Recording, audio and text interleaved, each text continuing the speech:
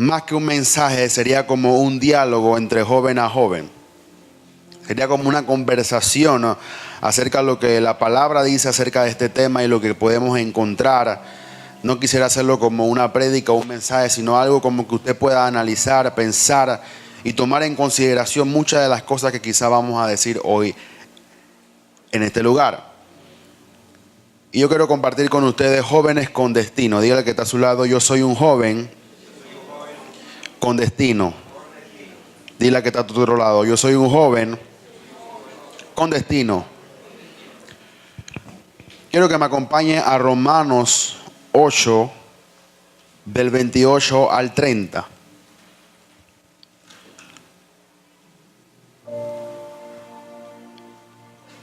En este capítulo de la palabra de Dios, pues encontramos un sinnúmero de cosas que Pablo nos habla acerca de nosotros. Y quizás no voy a tocar todo lo que Pablo dice en ese capítulo 8, porque habla de muchas cosas que quizás no entendemos bien o no comprendemos, pero quisiera llevarlos al versículo 28, donde Pablo está casi terminando su disertación acerca de lo que él estaba hablando. Y Pablo dice en Romanos 8, 28, dice: y sabemos que a los que aman a Dios, todas las cosas les ayudan a bien. Diga conmigo: y sabemos que a los que aman a Dios, todas las cosas le ayudan a bien. Otra versión dice: todas las cosas le colaboran para bien. Todo le sale bien a los que aman a Dios. Sigue Pablo diciendo: esto es, a los que conforme a su propósito son llamados. O sea, no solo basta de que amemos a Dios y como resultado de ese amor que le tenemos a Dios, todas las cosas nos van a salir bien o nos van a colaborar para bien, sino que esto es a lo que conforme a su propósito son llamados. O sea que Dios tenía un propósito de llamar a personas, no vamos a decir específicas, pero llamar a un grupo de personas que Él sabía que lo iban a amar y que todas las cosas le iban a salir bien, porque dice la palabra que esto es a los que conforme a su propósito son llamados. Dice: porque a los que antes conocí, también los predestinó para que fuesen hechos conforme a la imagen de su Hijo. Voy a volver a repetir esta parte. Dice: porque a los que antes conocí, también los predestinó. O sea, nosotros salimos de Dios y por eso Dios dice que Él nos conoció. O sea, Dios te conoció cuando tú no eras todavía alguien en la tierra, porque tú saliste de Dios. Por lo tanto, si cuando Dios dice: porque a los que antes conocí, también los predestinó para que fuesen hechos conforme a la imagen de su Hijo. O sea, tú fuiste llamado, tú fuiste escogido, tú fuiste elegido para que tú fueses hecho conforme a la imagen de su Hijo, que se llama Jesús. Dice: para que Él sea el primogénito entre muchos hermanos. O sea, Jesús sea el primero entre todos nosotros. Dice: y a los que predestinó, otra vez Pablo dice: a los que predestinó, a estos también llamó, y a los que llamó, a estos también justificó, y a los que justificó, a estos también glorificó. Voy a repetir esta última parte. Dice que a los que predestinó, a estos también llamó, a los que llamó, a estos también justificó, y a los que justificó, a estos también glorificó. Dos palabras importantes aquí. Una es predestinó y otra es propósito. Predestinó o predestinar significa destinar anticipadamente una cosa para un fin. O el hecho de que Dios nos haya elegido desde la eternidad a los que han de ser salvos por su gracia. O sea, Dios, cuando tú fuiste creado, Dios te predestinó con un llamado específico antes que tú nacieses. Por eso la Biblia dice que antes Él te conoció. O sea, Dios, cuando tú estabas siendo formado, Él te vio y Él dijo, yo declaro, yo predestino este destino, este llamado, este propósito para este joven específico, pero antes que tú nacieses. Eso significa predestinar. El hecho de que tú vas para un lugar y tú anticipas lo que va a ocurrir en ese lugar y tú coordinas o detallas o haces muchas cosas para que todo coordine de acuerdo a lo que tú quieres ver en ese lugar. Muchas veces, no en todas las ocasiones, cuando estoy escribiendo estos mensajes o estas prédicas que comparto con ustedes los viernes, yo me veo compartiendo en mi mente o en mi espíritu, me veo compartiendo con ustedes las palabras que el Espíritu Santo pone en mi boca. O sea, prácticamente como que predestino lo que quiero compartir con ustedes. O sea, me enfoco en realidad en lo que quiero compartir con ustedes y me veo compartiendo esa palabra y quizás me vienen ideas de cómo, de algún ejemplo en la cual usted puede entender más. Lo que quiero llegar es que Dios te vio a ti cuando te estaba formando en el vientre de tu madre y Él te vio y te predestinó con un llamado y con un propósito. Ahora, propósito es la intención o voluntad de hacer algo. O sea, Dios cuando te vio, tuvo una intención, tuvo una voluntad de hacer algo contigo.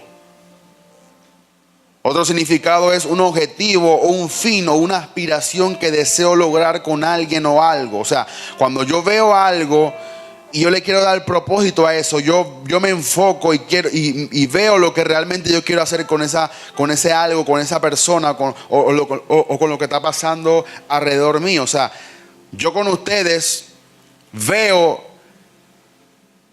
el propósito que Dios tiene acerca de ustedes y yo puedo ver muchas cosas que quizás usted no ve en su interior. Quizás hasta yo mismo cuando comencé a ser líder no me veía siendo líder, pero Dios tenía un propósito conmigo. Igual Dios tiene un propósito contigo, pero lo que quiero llegar es que Dios tiene una intención con tu vida. Dios tiene un propósito, un llamado y Dios te predestinó desde antes que tú nacieses.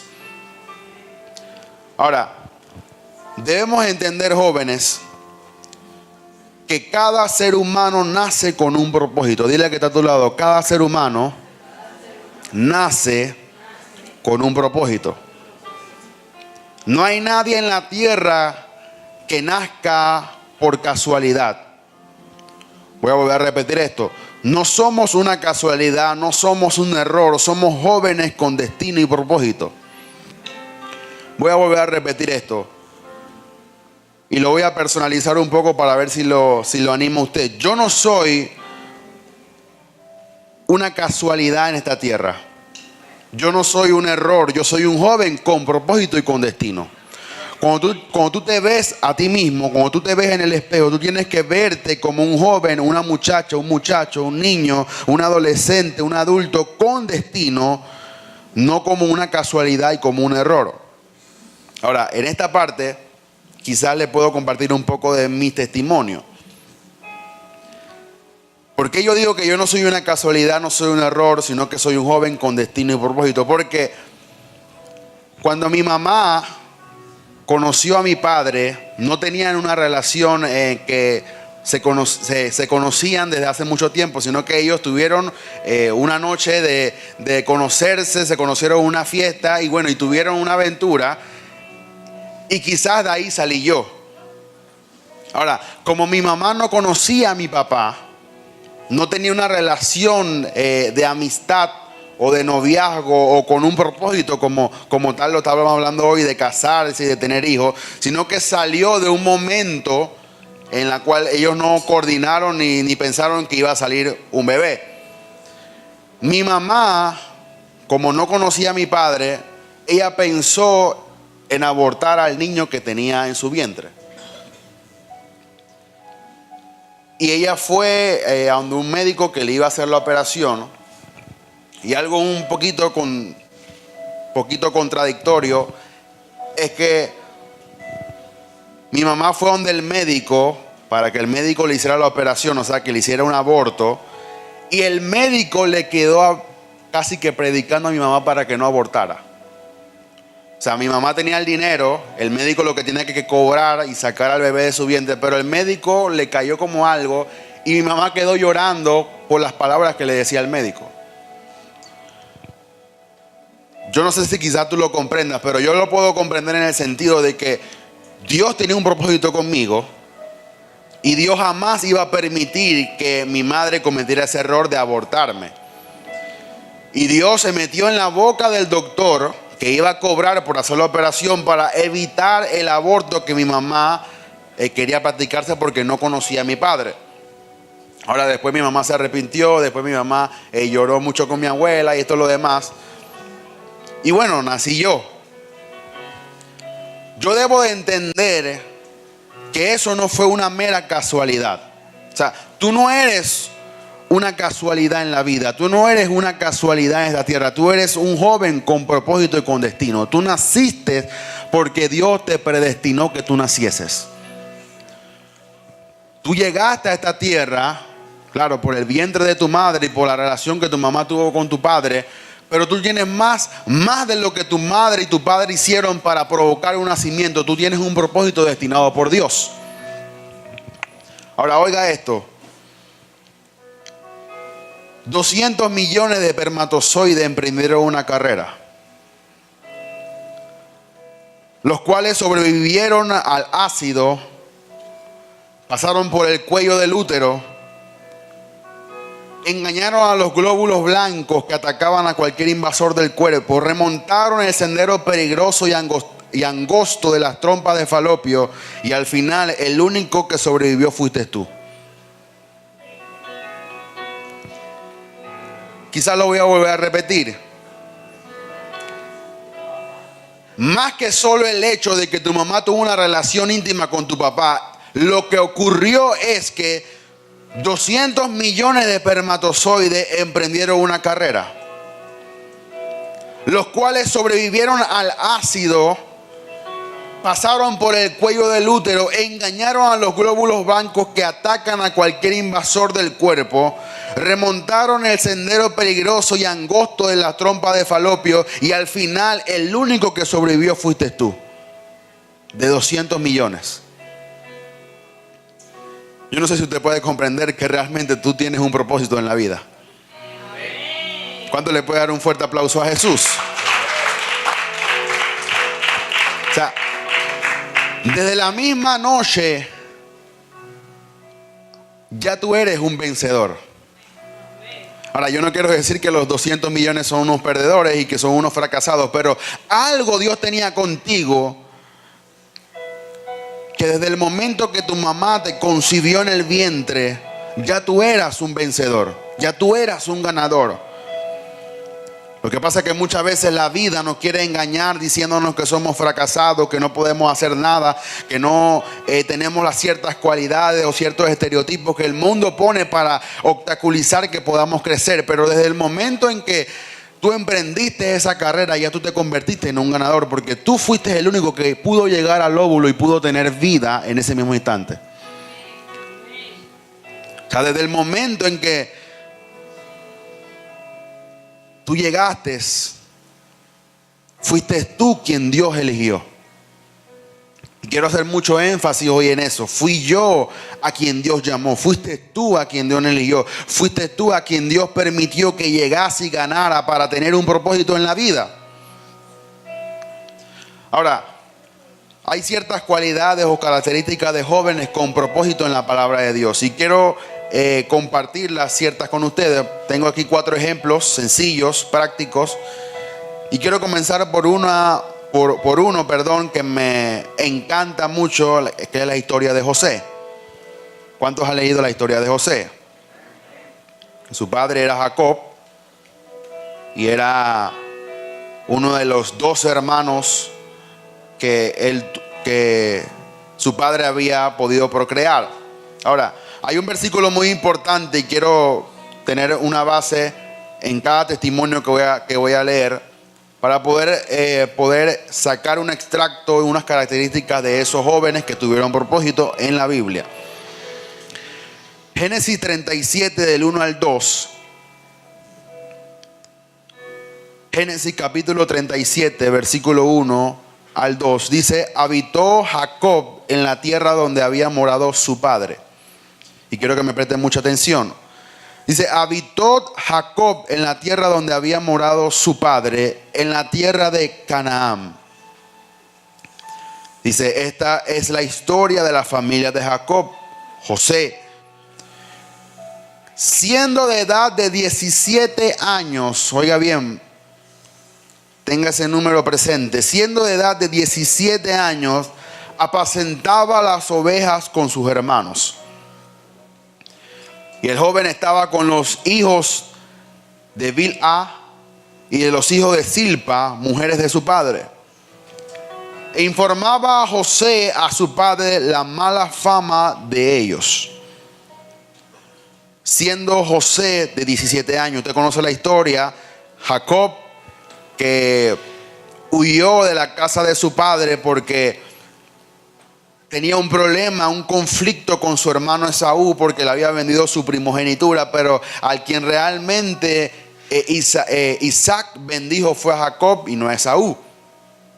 Y la Biblia dice que quien recibe la bendición es el hermano mayor, no el hermano menor. En ese caso Jacob huyó, usted conoce la historia, se fue para la casa de su tío Labán. Ahí le gustó una de sus hijas que se llamaba Raquel, si no me equivoco. Era Lea, la otra hermana. Y bueno, y trabajó 7 años. Que el padre le dijo: bueno, trabaja 7 años y te voy a dar a mi hija. Cuando en la noche de la boda, se dio de cuenta que el padre le había dado a su otra hija, a la cual él no gustaba, que se llamaba Lea. Y trabajó 7 años más para conseguir a la novia que realmente él estaba buscando. Después de como 21 años que él laboró en la casa de Labán, pues Dios lo prospera, Dios lo levanta y Dios le da muchos hijos, 12, que se conforman las 12 tribus de Israel. Y uno de sus últimos hijos fue Jacob, a quien él amaba mucho. José. Ahora, José era un joven de destino. Diga conmigo, José era un joven de destino. La primera característica era que José tenía 17 años cuando Dios comenzó a trabajar en su vida. ¿Qué podemos nosotros aprender aquí? Es que su edad no lo limita para tener un propósito en la vida. Y es muchas veces lo que nosotros como que no podemos aceptar, que a una edad tan corta Dios puede tener un propósito y un plan con alguien en específico. A la edad de 17 años fue que José comenzó a experimentar el propósito que Dios tenía en su vida. Y yo te quiero decir que no limites a Dios porque quizás no tengas una edad promedio para comenzar a trabajar en tu vida. Tú puedes tener 12, 9, 7, 18, 26, cualquier edad, y Dios puede trabajar en tu vida. Dice la Biblia que cuando Dios llamó a Abraham, Abraham tenía 90 años. Cuando Dios comenzó a usar a Moisés, Moisés tenía 80 años.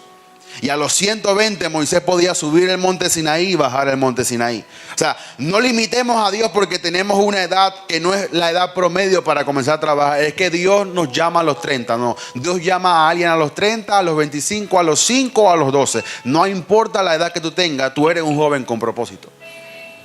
Y tu edad no te limita para manifestar el propósito que Dios tiene contigo. A los 17 años fue que José comenzó a experimentar la gracia, los dones, los talentos. Las cosas comenzaron a manifestarse porque la edad no limita el propósito que Dios tiene contigo. Segundo, su propósito, oiga bien, y quiero que me escuche con mucha atención. Su propósito era ser pastor de una nación. Usted conoce el fin de José. José fue casi, en términos actuales, como el vicepresidente en el tiempo de la Biblia de Egipto. O sea, era el segundo después del faraón a cargo de toda la nación. Lo que decía José era lo que se hacía en Egipto. Su propósito era ser pastor de una nación, pero su comienzo fue pastorear las ovejas de su padre. Y es aquí donde yo quiero enfatizar un poquito a ustedes. Muchas veces nuestros comienzos no son tan grandiosos como tú y yo pensamos. Tú piensas que si en el caso tuyo particular tú vas a tener un propósito de salmista o cantante o lo que sea que Dios te vaya a utilizar para impactar a través de la música, tú piensas que el primer concierto que tú vas a hacer se va a llenar 50,000 personas. Y no es así. Porque dice Job, y quiero que me lo busquen para leerlo juntos, dice Job 8:7. Quiero que tú te grabes este principio para que tú lo puedas aprender. Apúntalo, cópialo en tu celular y siempre medítalo para que tú puedas compartirlo contigo mismo y con los demás. Job, si me lo pueden buscar, capítulo 8, verso 7, nos habla de una reflexión acerca de las pequeñeces y la grandeza. Dice Job: aunque tu principio haya sido pequeño, tu postrer estado será muy grande. Aunque tu principio, o sea, aunque tu comienzo es a los ojos de la gente pequeño, tu postrer, o sea, lo que viene después de esa pequeñez es la grandeza. Pero todo comienza pequeño. Cuando tú llegaste al óvulo de tu madre, tú comenzaste como una semilla, quizás más pequeña que la semilla de mostaza. Y en esa semilla estaba la vida. Igualmente como tú ves los árboles tan grandes, tan frondosos, tan altos que son, pero todo comenzó con una semilla. Y tú tienes que entender que tú no puedes menospreciar tus comienzos. Tú no puedes menospreciar las pequeñas cosas que Dios va a comenzar a hacer en tu vida. Porque si tú menosprecias esas pequeñeces, no estarás listo nunca para la grandeza. Yo le tengo que dar gracias a Dios. Cuando yo comencé a compartir la palabra en el balcón de mi casa a la edad de 15 años. Y quizás yo no conocía mucho la palabra de Dios. Quizás nada más conocía Mateo, Marcos, Lucas, Juan y algunos versículos del Nuevo Testamento. Pero Dios comenzó a utilizar a un pequeño joven de 15, 14 años para compartir la palabra de Dios. Y hoy usted puede ver algún tipo de gracia más capacitado en mí. Porque yo nunca menosprecié mis pequeñeces. Y quizás yo me preparaba con toda la semana para el jueves compartir la palabra y nada más venía mi vecino. Y yo le compartía la palabra como si estuviera hoy con ustedes. Porque para mí era lo más importante, para mí era que yo iba a compartir la palabra de Dios. Yo iba a ser un instrumento para bendecir a alguien y alguien se iba a ir con una palabra de Dios dicha por mi boca. O sea, yo nunca me vi como que, vino una persona, no voy a predicar la palabra de Dios. No, vino alguien en la cual yo puedo depositar la palabra de Dios. Y yo me preparaba quizás con un versículo. Y era lo mucho que podía decir, pero decía muchas cosas. Pero en mí estaba el gozo de poder compartir la palabra de Dios. Igualmente nosotros tenemos que valorar las cosas pequeñas que Dios hace con nosotros. Quizás algún día tú puedes ser un ministro que sana a multitudes de personas, pero dale gracias a Dios por el dolor de cabeza que te curó. Quizás tú no tengas muchos bienes o mucho dinero como otros de tus amigos, pero dale gracias a Dios por los pares de zapatos que hoy tienes. Quizás no tengas carros, casas como los que tienen tus amigos, pero dale gracias a Dios por la cama y el hogar que Dios te ha dado para poder dormir. O sea, tú nunca puedes menospreciar las cosas pequeñas, porque las cosas pequeñas siempre tienen el potencial de convertirse en algo grande. Y uno de los ejemplos más prácticos que yo te puedo decir es que tú nunca te quedaste chiquito, sino que tú fuiste creciendo y tomaste una estatura más grande de la que tú tenías. Es lo mismo que Dios sucede con nosotros. Comenzamos en la pequeñez, comenzamos conociendo los primeros versículos. Quizás conocemos nada más Juan 3:16, quizás conocemos nada más Jeremías 33:3, pero es lo todo que conocemos, pero es lo mucho que Dios puede hacer con nosotros. Pero vamos conociendo más y más y más. Y tú no puedes menospreciar las cosas. Es que Él sabe más la palabra de Dios. No. Tú tienes que comenzar con lo pequeño y concéntrate en esas cosas pequeñas y Dios en algún día te va a llevar a las cosas grandes. Tu propósito siempre va a comenzar pequeño y aunque comience pequeño, su postrer estado será grande. Otra característica de José era que José se relacionaba con los demás, pero no aprobaba su estilo de vida. ¿Cómo yo sé eso? Porque dice que José, el joven José, estaba con los hijos de Bilha y de Silpa, mujeres de su padre, pero informaba a José a su padre de la mala fama de ellos. O sea, José, conociendo que era un joven con destino, se relacionaba con los demás, pero nunca aprobó el estilo de vida de los demás. Y es aquí donde tú tienes que desarrollar el carácter en ti. Tú eres un joven con propósito, un joven con destino, pero tú no tienes que vivir como los demás viven. Tú no tienes que pensar como los demás piensan. Tú no tienes que actuar como los demás actúan, porque los demás actúan de acuerdo a lo que ellos creen que son. Pero tú vas a actuar y vas a caminar y vas a vivir de acuerdo al propósito que Dios tiene contigo. Y una de las cosas que yo he podido experimentar en mi trabajo o en lugares donde yo voy es que la gente tiene un espíritu de negativismo.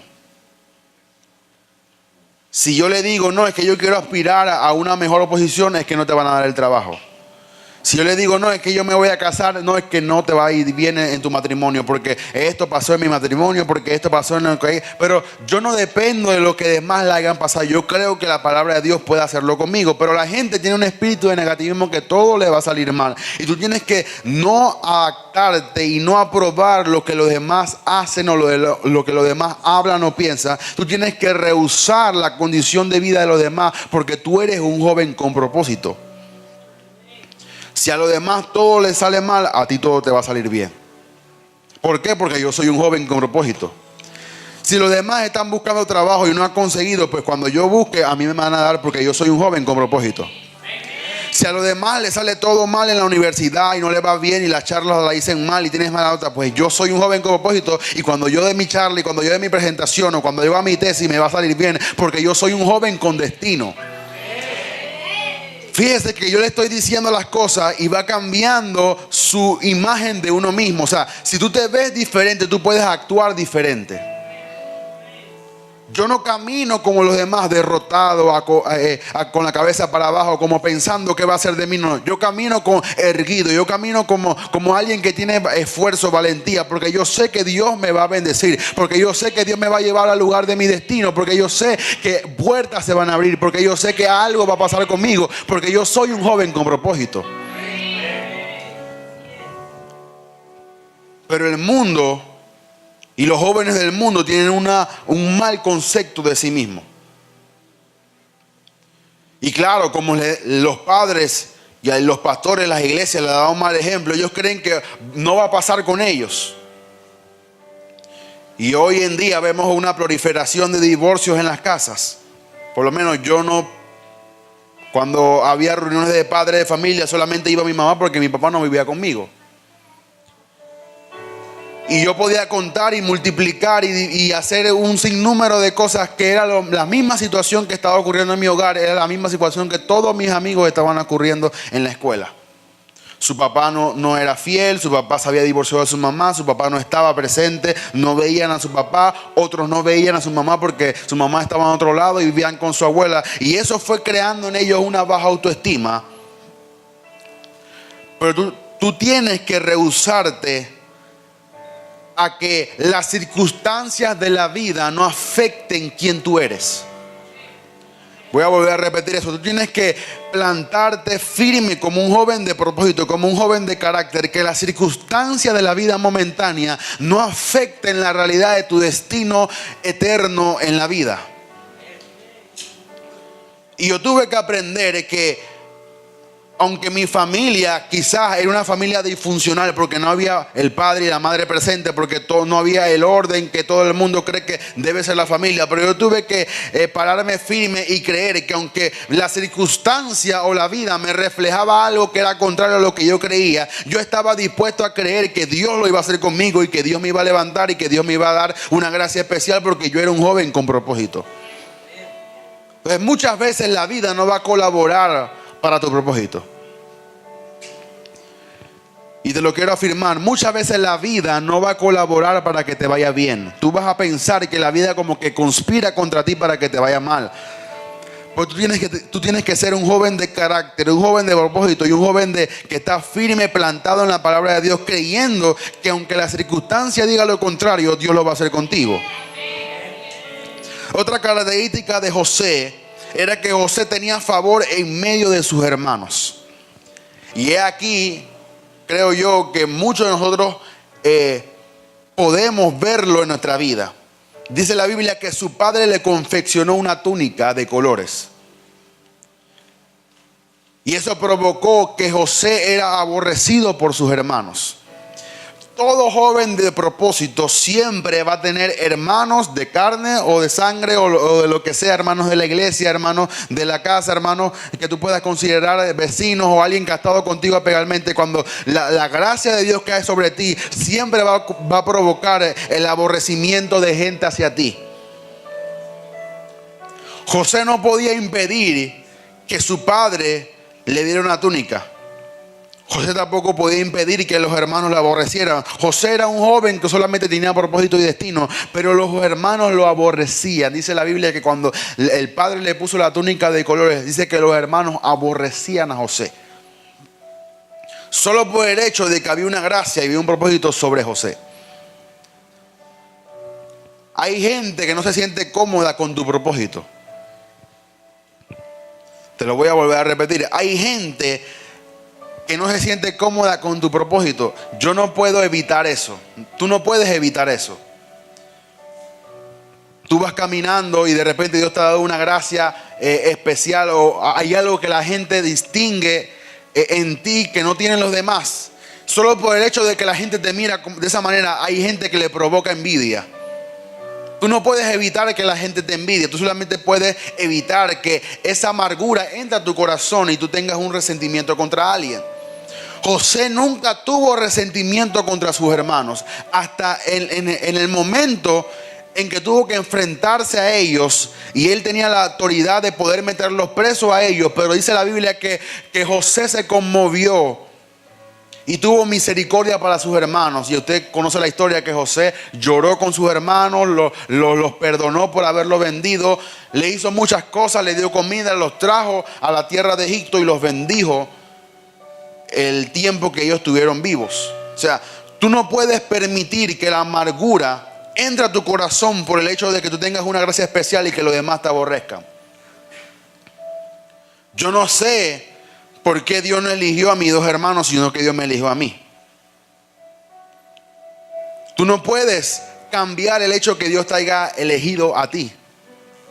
Quizás tú tengas un hermano y tu hermano diga, pero ¿por qué ella canta y yo no canto? Quizás tú tengas una hermana y él pueda decir, ¿por qué ella baila y yo no bailo?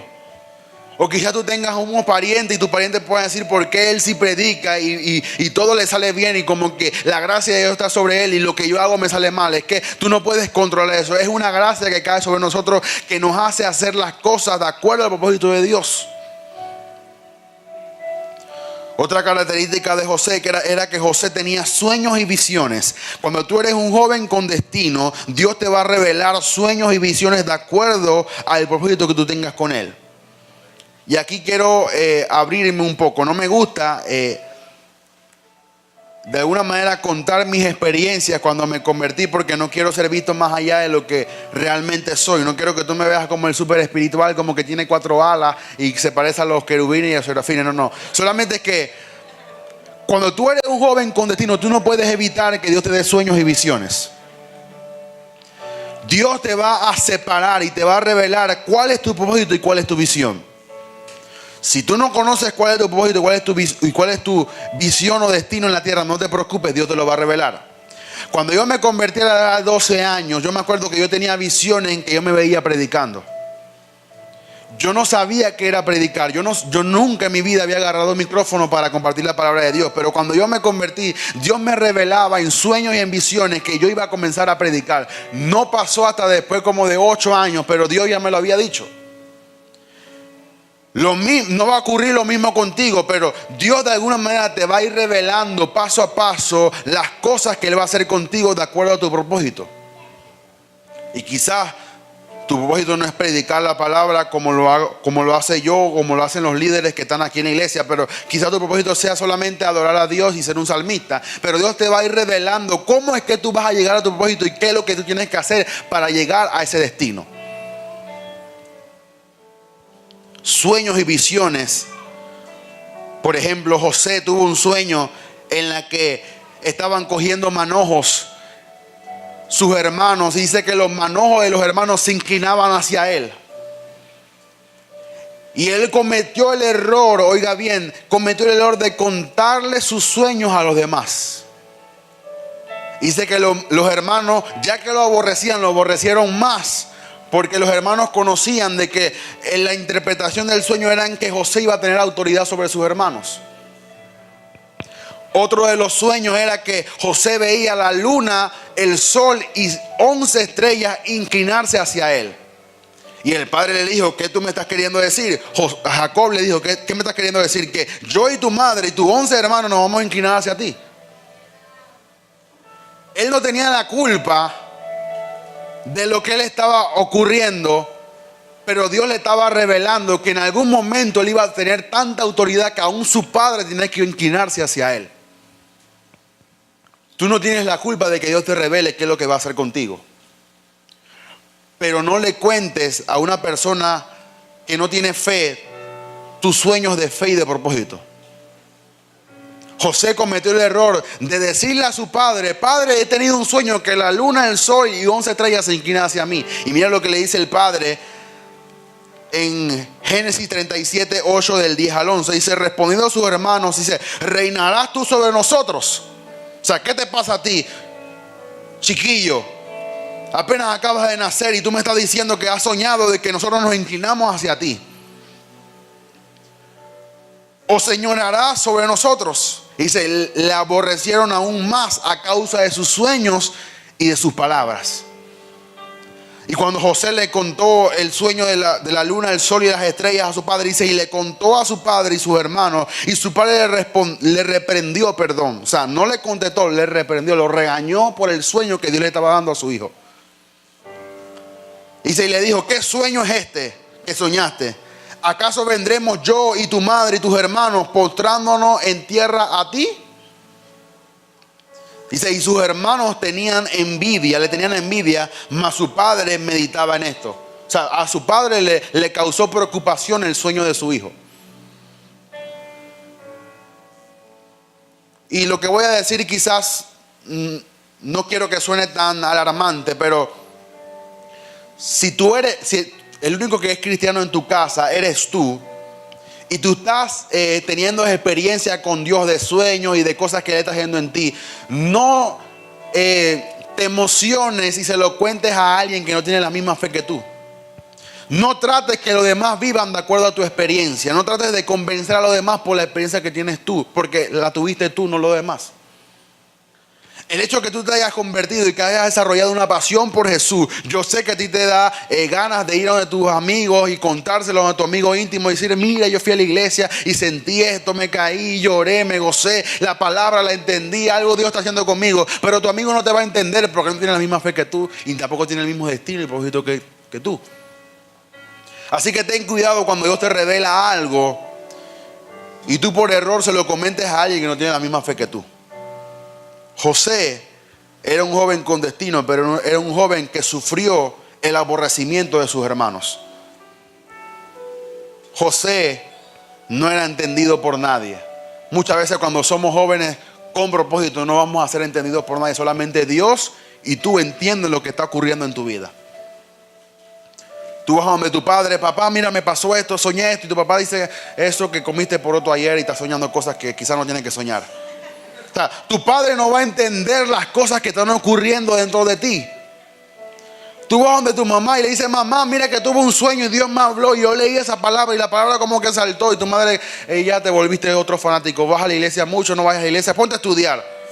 O sea, la gente no va a entender tu propósito porque solamente lo entiendes tú y Dios.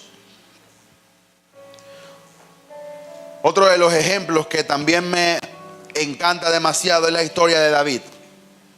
Y David y José tenían cosas similares. Mira lo que dice Primera de Samuel 16:1. Dice: y dijo Jehová a Samuel. Samuel era un profeta en el tiempo de David: ¿hasta cuándo llorarás a Saúl, habiéndolo yo desechado, para que no reine sobre Israel? Le dice: llena tú tu cuerno de aceite y ven, y te llevaré a Isaí de Belén, porque de sus hijos me he provisto de rey. David era un joven que no conocía que Dios lo iba a elegir para hacer el reemplazo de un rey desobediente. Tú no conoces para qué hora Dios te está llamando a ti. Tú no conoces cuál es el propósito que Dios tiene contigo. Quizás tú estás ahí en tu casa tranquilo, como viviendo como un joven normal, pero tú no conoces lo que está ocurriendo y que Dios te va a llamar en cualquier momento para hacer un propósito específico. David apacentaba las ovejas de su padre. David era un joven que cuando fue ungido, tenía entre 13 y 17 años, la misma edad que José. Un joven que tenía como 13 o 17 años en el mismo tiempo en que David fue elegido para ser ungido por Dios. Fue elegido para ser un pastor de una nación igualmente que José, de Israel, pero su proceso fue pastorear las ovejas de su padre.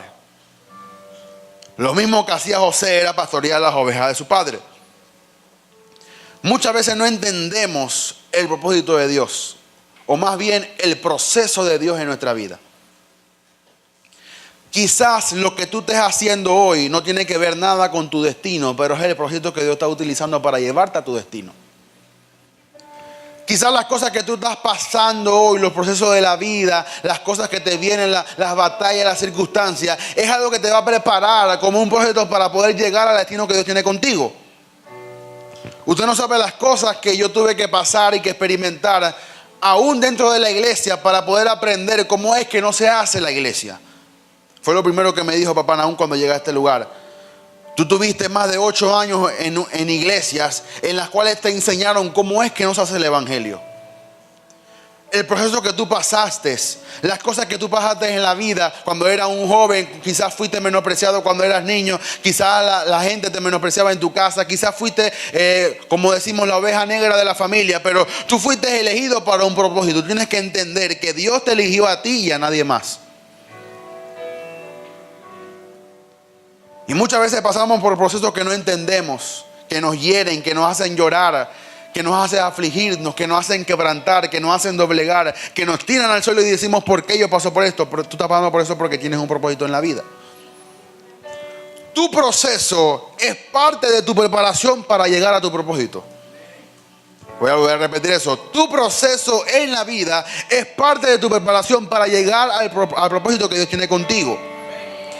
Quizás has llorado, quizás ya no sabes ni qué hacer, le has dicho de todo a Dios, le has dicho, Señor, pero ¿por qué conmigo? Porque yo siento esta insatisfacción, porque yo siento esta ganas de orar, porque yo siento que me regreso al mundo, pero ya no estoy contento como alguien. Voy a la discoteca, pero no me siento igual. Voy a la fiesta, pero todo el mundo se goza, pero yo estoy como que no encajo, no encuentro un lugar donde hacerme o ser la persona que yo era antes. Es porque Dios tiene un propósito contigo, y cuando tú estás pasando por un proceso, Dios te va a hacer experimentar cosas que a nadie más le va a hacer pasar. Así yo me sentía cuando me convertí a los 12 años y todo el mundo iba a la fiesta y Dios me decía que yo no podía ir a la fiesta. Así yo me sentía cuando cumplí con mi mejor amigo y todo el mundo fue a la fiesta y yo no pude ir a la fiesta de mi mejor amigo. ¿Por qué? Porque yo era un joven con destino y Dios no quería que yo fuera a la fiesta. Lo que estoy diciendo aquí no es para que pase contigo, sino que pasó conmigo. Y ese proceso me formó a mí para el destino que hoy Dios me está utilizando, que es liderar a jóvenes y poder ser una bendición y un instrumento de bendición para la juventud panameña. O sea, tu proceso es parte de tu preparación para bendecir a otros. Eso lo pasó David. Las ovejas no eran suyas, las ovejas eran de su padre. El trabajo no era suyo, el trabajo era de su padre, pero le tocó pastorear las ovejas de su padre. Dentro de su proceso, David aprendió a pelear y a defender las ovejas de su padre. No menosprecies, oiga bien, el lugar de tu entrenamiento. Lo que tú estás pasando es un mero entrenamiento para prepararte para tu destino. Mira lo que dice 1 Samuel 17, 34 al 35. David, cuando se estaba enfrentando a Goliat y Saúl le preguntó, ¿cómo es que tú, siendo un joven así como te veo, vas a pelear contra alguien que desde su juventud es un guerrero? Y David le contestó y le dice, David respondiendo a Saúl, dice, tu siervo era pastor de las ovejas de su padre. O sea, recordando su proceso y recordando su preparación. Dice, y cuando venía un león o un oso, yo tomaba a algún cordero de la manada y salía yo tras él y lo hería y lo libraba de su boca. Y si se levantase contra mí, yo le echaba mano de la quijada y lo hería y lo mataba. O sea, dentro de parte de su preparación, que era cuidar las ovejas de su padre, muchas veces vinieron osos a comerse las ovejas de su padre y David tuvo que enfrentarse a ellos. David tuvo que enfrentarse a leones para que no se comieran las ovejas de su padre. Eso fue lo que lo preparó para matar a Goliat. Lo voy a decir así, pero no es que tú tengas un Goliat específicamente en tu vida, pero tu Goliat, tú lo vas a tumbar en lo que tú eres procesado y preparado en el lugar de tu destino y propósito. Siempre todo persona de propósito y destino va a tener un Goliat en la vida. Alguien que se le opone a que tú llegues a tu destino. Goliat fue la excusa de Dios para llevar a David al palacio. Yo no sé cuál sea la excusa de Dios contigo, pero hay alguien que se opone a que tú llegues a cumplir el propósito que Dios tiene contigo. Pero en tu preparación, en tu anonimato, Dios te va a preparar para enfrentarte al Goliat y para que tú puedas llegar al propósito que Dios tiene contigo. Es parte del proceso, no lo puedes evitar. David no fue la primera opción del profeta. O sea, cuando el profeta llegó a la casa de su padre, él no fue el primero que eligieron. Él fue el último al que el profeta escogió. Dice la Biblia que el profeta llegó puse aquí en Primera de Samuel 16, del 7 al 11, dice que, y Jehová respondiendo a Saúl, dice, no mires a su parecer, ni la grandeza de su estatura, porque yo lo desecho. O sea, cuando Samuel entró a la casa y vio al hermano de David gigante, lo vio con una cabellera larga y lo vio con una estatura y un porte como de rey, el profeta se impresionó y dijo, este es el rey que Dios tiene preparado para Israel. Pero dice Jehová que lo había desechado. Dice, porque Jehová no mira lo que mira el hombre, pues el hombre mira lo que está delante de sus ojos, pero Jehová mira el corazón. Yo te quiero decir que tú no fuiste elegido en lo que tú aparentas físicamente, tú fuiste elegido de acuerdo al corazón que tú tienes. Hay algo en tu corazón que es la cual que Dios le agradó para elegirte a ti. David no fue la primera opción del profeta. Yo te quiero decir a ti que yo no fui la primera opción de Papá Nahum para ser el líder de jóvenes. Fue otro. Y ese otro abandonó y me pusieron a mí. O sea, quizás tú no comprendas las cosas que nos ocurren en la vida, pero de alguna u otra manera tú vas a llegar al destino que Dios tiene contigo. Yo no fui la primera opción para ser el líder de jóvenes. Yo hacía lo que hace Carlos Portugal y lo que hacen ahí atrás ProPresente. Yo estaba siempre poniendo los versículos de la persona, cualquier persona que predicaba aquí en Jóvenes en Fuego. Bueno, por X y motivo la persona no pudo continuar más y me eligieron a mí. Como que bueno, vamos a poner a este pues. David no fue la primera opción. Quizás tú no fuiste la primera opción de tu padre ni de tu madre. Quizás tú no fuiste la primera opción delante de los hombres, pero de alguna otra manera, como te dije antes, Dios va a hacer que tú llegues al destino que Dios tiene contigo. David, al igual que José, era menospreciado por su padre y sus hermanos. El trabajo, la labor que desempeñaba David era considerada como vil. O sea, en el tiempo de David, el ser pastor de ovejas era como, no sé, era como la gente que está en Cerro Patacón separando la basura. No sé, ellos tienen un nombre particular, no me acuerdo ahorita, algo de pepenedores, algo así, no me acuerdo el nombre específico de ellos. Ellos son los que cuando llegan el carro de la basura, ellos se encargan de separar y se han encontrado dinero, se han encontrado joyas, se han encontrado una cantidad de cosas que yo no quiero ni enterarme. Pero en comparación a lo que hacía David, era como ser alguien que dispersa la basura. Y por eso al que menos le agradaba de su padre era el que pusieron en ese trabajo. O sea, quizás lo que tú haces, las demás personas lo comparan como algo vil, como que él va al evangelio, cambia, es algo que hace la gente esa que va que se viste de blanco y comparte la palabra de Dios. Quizás cuando tú haces algo para Dios, quizás digan, ese es algo que la gente se inventa para lo que dice la gente, sacarle el plato a la gente y que la gente pueda diezmar. Y la gente considera que lo que tú haces para Dios es algo como vil. Pero yo te quiero decir que lo que la gente considera vil, Dios lo considera santo. Lo mismo que Dios le dijo a Pedro cuando Pedro dijo, yo no voy a comer de estos reptiles, yo no voy a comer de esta cosa que al pueblo judío no se le permite. Y Dios dice que le dijo, no llames inmundo a lo que yo he llamado santo. Lo que la gente considera que tú haces, que no vale nada, para Dios vale mucho. David fue elegido por Dios. Entonces dijo Samuel a Isaí, ¿son estos todos tus hijos? O sea, ya había visto toda la gama y las estaturas y los portes y los cabellos y los colores y todas las gracias y las cosas que tenían los hijos de Isaí. Y dice que Dios le dijo, a ninguno he elegido. Pero si Dios le dijo a Samuel que era de uno de los hijos de Isaí, dice que él le preguntó, ¿son todos estos tus hijos? Y él respondió, queda aún uno, el menor, que apacienta las ovejas. Y dijo Samuel a Isaí, envía por él, porque no nos sentaremos a la mesa hasta que venga él aquí. El hecho de que Samuel le dijera a su padre nos da a entender que muchas veces David no comía en la mesa con sus hermanos y su padre. David comía solo, apacentando las ovejas de su padre. Pero lo que el padre, oiga bien, lo que el padre no quería hacer con David, Dios lo hizo con David. Lo que mucha gente no quiere hacer contigo hoy, Dios te va a dar la gracia para que tú lo hagas mañana.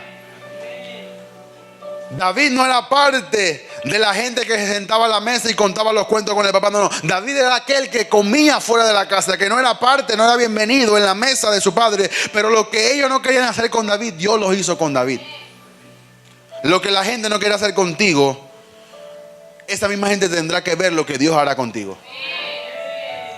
Dice, porque no nos sentaremos a la mesa hasta que él venga aquí. Envía pues por él, y le hizo entrar. Y dice que era rubio y de hermoso de ojos y de buen parecer. Entonces Jehová dijo, levántate y úngelo, porque este es.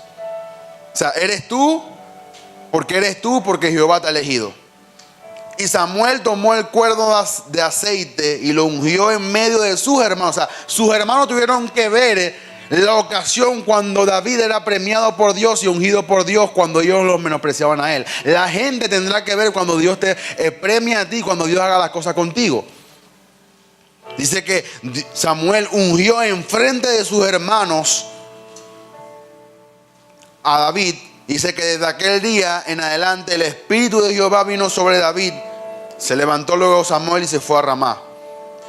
Dios sentó a la mesa a David. Y yo quiero que tú busques, porque el Salmo 23 no fue escrito cuando David estaba en su palacio. No, el Salmo 23 fue escrito cuando David estaba huyendo de Saúl, porque Saúl lo quería matar. Entonces cuando David estaba experimentando la persecución de Saúl, es ahí donde David confiesa y dice, Jehová mi pastor y nada me faltará. ¿Por qué nada me falta? Porque ahora mismo yo escaseo todo, porque estoy huyendo de Saúl porque me quiere matar. Pero él confesó que Jehová era su pastor y que lo iba a pastorear. Pero hay un versículo que es el 5, en la cual David menciona algo que le ocurrió en este mismo versículo cuando se sentó a la mesa. Dice, aderezas mesa delante de mí en presencia de mis angustiadores. O sea, David confesó lo que le ocurrió cuando se sentó a la mesa con sus hermanos. Él no lo estaba escribiendo por sus adversarios, lo estaba escribiendo lo que Dios hizo con él en presencia de sus adversarios, que eran sus hermanos. Tú tienes que confesar la palabra de Dios siempre al frente de la gente que se te opone. David fue elegido por su corazón. Mira lo que dice Hechos 13, 22. Dice, quitado les levantó por rey a David, de quien dio también testimonio diciendo, he hallado a David, hijo de Isaí, varón conforme a mi corazón, quien hará todo lo que yo quiero. O sea, David fue elegido porque era un hombre conforme al corazón de Dios. Tú tienes que comprender que tú tienes que... ¿Y por qué David era un hombre conforme al corazón de Dios? Porque David estaba dispuesto a obedecer todo lo que Dios le decía que él hiciera. Entonces tenemos que ser jóvenes de propósito, pero jóvenes también obedientes y estar dispuestos a hacer lo que Dios nos manda hacer. Por eso David era un hombre conforme al corazón de Dios. Su preparación en lo oculto lo preparó para la grandeza. Ahora quería mencionarle otro, pero voy a saltar a Jesús. El que le quería mencionar era Daniel. Daniel también era un joven que tenía como 17 años. Es también otra de las historias que más me gusta de la Biblia. Y pues Daniel fue cautivo, fue a Babilonia, pasó por muchas cosas. Y dice la Biblia que Daniel halló gracia delante de Dios y de Nabucodonosor. Y en Daniel 1, del 1 al 20, podemos ver toda la historia, pero hay un versículo clave que dice: y Daniel propuso en su corazón no contaminarse con la porción de la comida del rey, ni con vino ni con bebida. Pidió por tanto al jefe de los eunucos que no se le obligase a contaminarse. O sea, Daniel decidió en su corazón no contaminarse, no tan solo con la comida, sino con lo que ofrecía el banquete del rey. Y tenemos que ser jóvenes que podamos decidir las cosas que no nos van a contaminar y decidir las cosas que realmente tenemos que buscar. Tenemos que ser como Daniel, jóvenes aguerridos de carácter, que tú puedas ver: esto me va a contaminar, esto no me conviene, no lo voy a hacer. Ahora salto a Jesús, y es mi último testimonio o ejemplo de jóvenes con propósito. Usted conoce la historia, pues Jesús es algo que podríamos nosotros hablar toda la noche y no acabamos. Pero en Lucas 2, 41 al 50 pasó algo muy interesante. Dice que era por costumbre celebrar una fiesta que se llamaba la Pascua. En Lucas 2, del 41 al 50 dice: iban sus padres todos los años a Jerusalén a la fiesta de la Pascua. Y cuando tuvo 12 años, fíjese, 12 años, subieron a Jerusalén conforme a las costumbres de la fiesta. Al regresar ellos, acabada la fiesta, se quedó el niño Jesús en Jerusalén. Ahora, lo que me impresiona aquí era que María sabía que era un niño con propósito. ¿Cómo María se le va a ocurrir no darse cuenta que el niño se le quedó? Se le quedó el niño Jesús en Jerusalén sin que lo supiese José y su madre. O sea, ellos estaban tan alborotados en la fiesta que no se dieron cuenta que el niño de propósito se quedó en un lugar. Dice: y pensando que estaban en la caravana o en la campaña o entre la compañía, anduvieron de camino de un día y le buscaban entre los parientes y los conocidos, pero como no le hallaron, volvieron a Jerusalén buscándole. Dice: y aconteció que 3 días después le hallaron en el templo. Ya súmale como 5 días va perdido Jesús. Ellos estaban desesperados, angustiados. Era el niño de la promesa, era el niño que iba a traer salvación a Israel y a todo el mundo. Y se volvieron a Jerusalén buscándole, y aconteció que 3 días después le hallaron en el templo, sentado en medio de los doctores de la ley, oyéndoles y preguntándoles, y todos los que le oían se maravillaban de su inteligencia y de sus respuestas. Cuando le vieron, se sorprendieron, y le dijo su madre: hijo, ¿por qué nos has hecho esto? O sea, como si Jesús tuviera la culpa. Jesús era el niño. ¿Cómo ella iba a regañar al niño de que se quedó? Ellos dejaron a Jesús en Jerusalén. Pero María, asustada, le dijo: ¿por qué nos has hecho esto? O sea, ¿por qué te quedaste aquí? Pero mira la respuesta de Jesús. Entonces él les dijo: ¿por qué me buscabais? ¿No sabíais que en los negocios de mi padre me es necesario estar? Dice que más ellos no entendieron las palabras que les hablaba. Ahora, Jesús tenía 12 años cuando le ocurrió esto. Prácticamente la misma edad que tenía David, que tenía José. Jesús era un joven con carácter. Jesús era un joven que conocía su propósito. Jesús era un joven inteligente, lo recalca la Biblia, dice que tenía inteligencia delante de los doctores y sus respuestas eran maravillosas, se maravillaban cuando oían a Jesús. Quiere decir que Jesús se educó en la doctrina de su tribu, la doctrina de su pueblo, para él poder hablar con doctores de gente que ha estudiado por años esas leyes. O sea, hubo un tiempo en que la gente se salía de la escuela, de los trabajos, porque pensaban que ya Jesús venía. Entonces la gente pensaba de que como ya Jesús viene, ¿para qué voy a educarme? ¿Para qué voy a estar trabajando si ya Jesús viene? O sea, ¿para qué voy a afanarme en trabajar y estudiar y en educarme si ya Jesús viene? Eso pasó como en los años 50. La gente vendía sus televisores, la gente vendía sus casas, la gente vendía su terreno, porque ellos pensaban de que Jesús venía. Y hubo una generación, no los quiero llamar así, pero hubo una generación de analfabetas o de gente que no estaba educada porque creían que Jesús ya venía. El hecho de que tú seas un joven con propósito no quiere decir que tú no te vas a educar. O sea,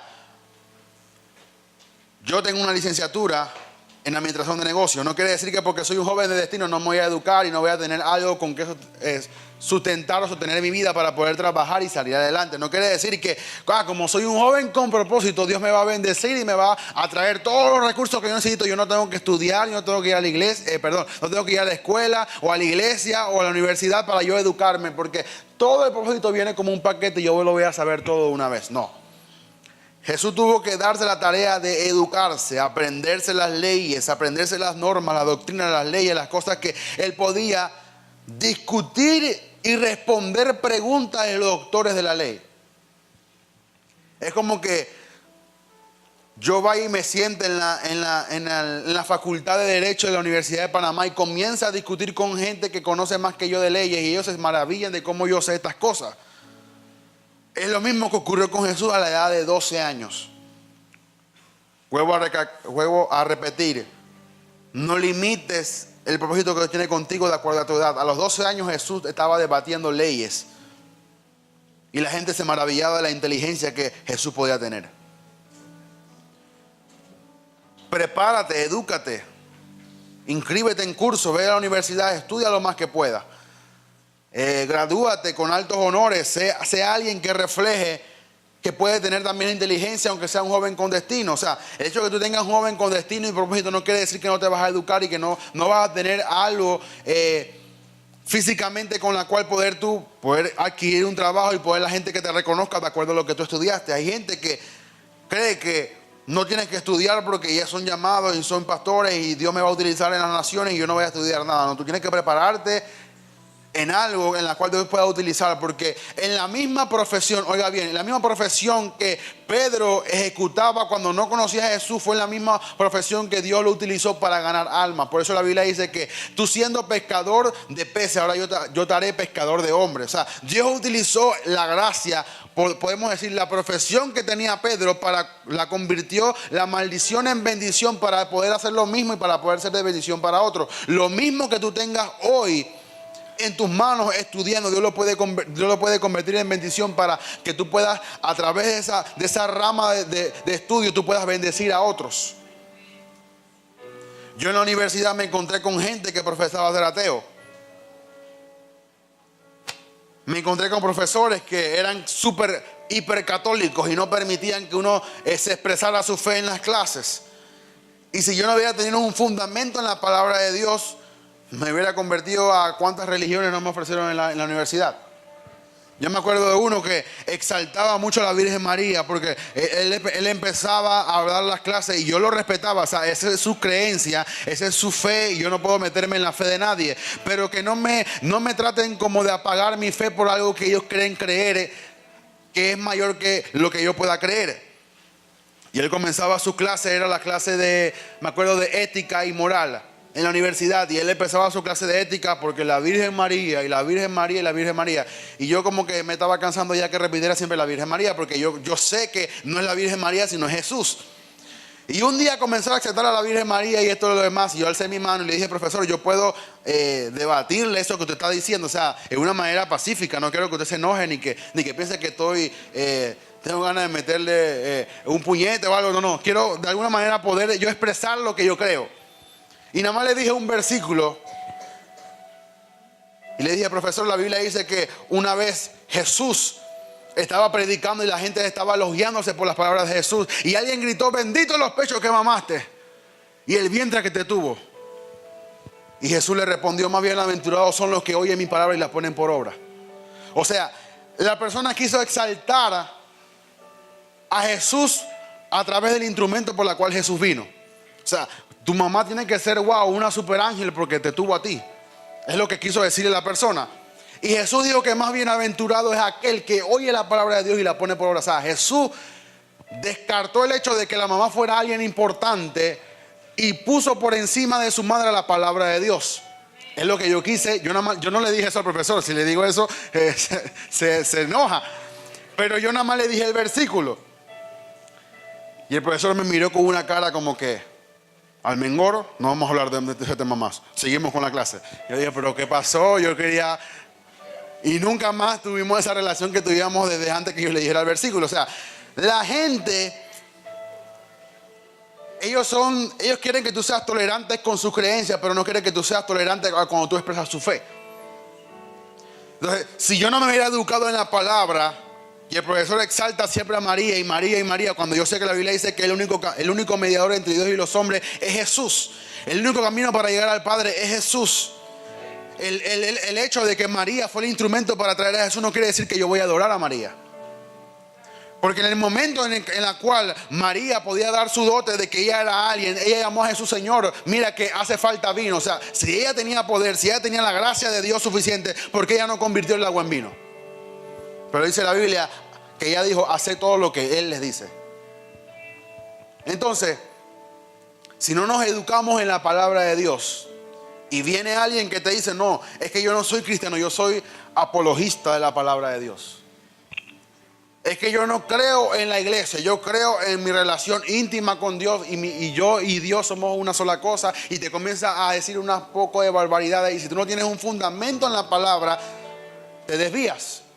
Como en estos días estaba en Facebook y comencé a ver un video de alguien que dice que es Jesús y es una mujer. O sea, yo no entiendo esa persona, de verdad que tiene varios tornillos sueltos. El marido se llamaba José Luis de Jesús Miranda. Él decía que él era Jesús encarnado. Por decir esa falsedad y esa falsa doctrina le dio cáncer y se murió. Ahora, como se murió Jesús, ahora Jesús resucitó en ella.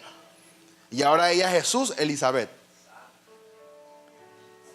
Y tú te puedes reír hoy aquí, pero hay miles y miles de personas que siguen a Jesús Elizabeth. Millones de dólares le dan a ella. Ofrendas, carros, casas, lujos, mansiones, aviones le dan. Porque la gente cree que Jesús es una mujer.